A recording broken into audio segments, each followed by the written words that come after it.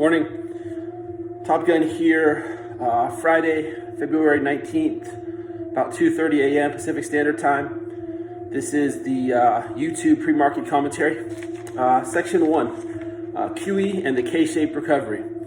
So I've written in the past about how quantitative easing does not cause real economic growth. It causes asset bubbles. But today I want to talk about how QE is causing a K-shaped recovery, where the rich are getting richer and the poor are getting poorer, exacerbating inequality in our society.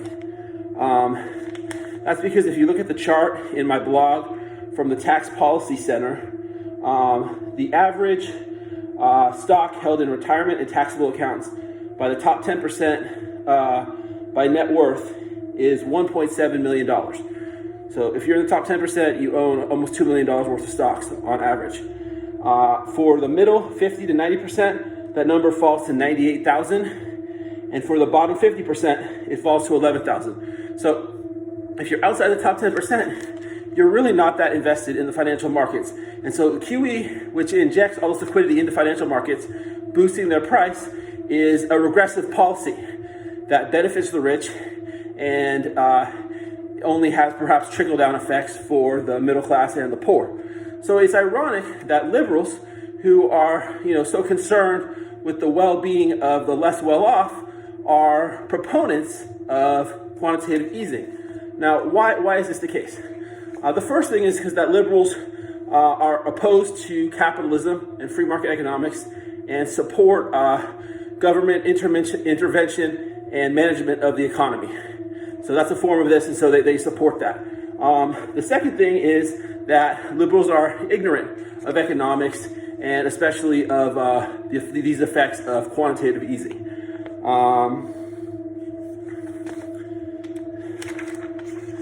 So I've got a picture of Stephanie Kelton's The Deficit Myth. She's kind of the face of the modern left's economics, and she's a big proponent of quantitative easing and just monetizing deficits, printing money to the moon.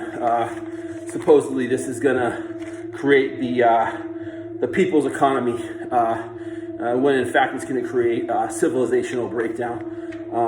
So this is really important that Americans understand the Fed and monetary policy. It's actually the most important issue in the world right now.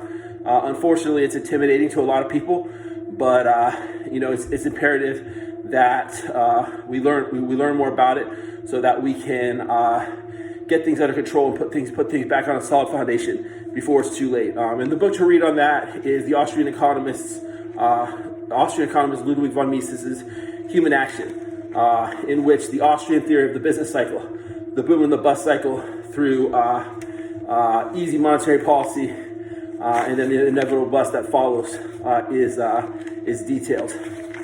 Okay, moving on.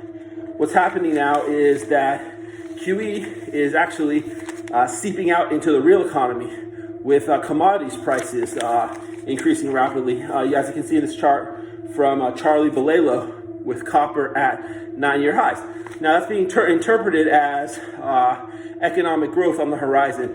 In reality, that's a false read. It's really a reflection of enormous quantitative easing. And the same thing applies to rising interest rates. Investors are interpreting that as portending coming economic growth, but I think what's really underlying it is investors' concern about inflation, especially foreign investors with the dollar getting decimated.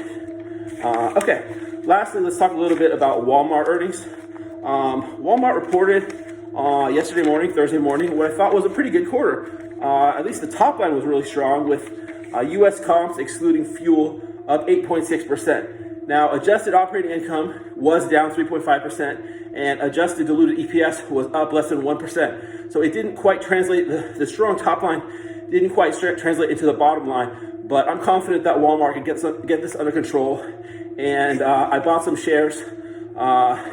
It's trading at around 25 times 2020 EPS, so it's not cheap. But I think it's an extremely high quality company, I think it's good. They sell consumer staples. That's very defensive for my outlook in terms of what's going to be, where you want to be when this bubble pops. Technically, it's just closed about $1 above the 200-day moving average. So it looks like a good entry to me. All right, I will see you guys next week. Have a great weekend.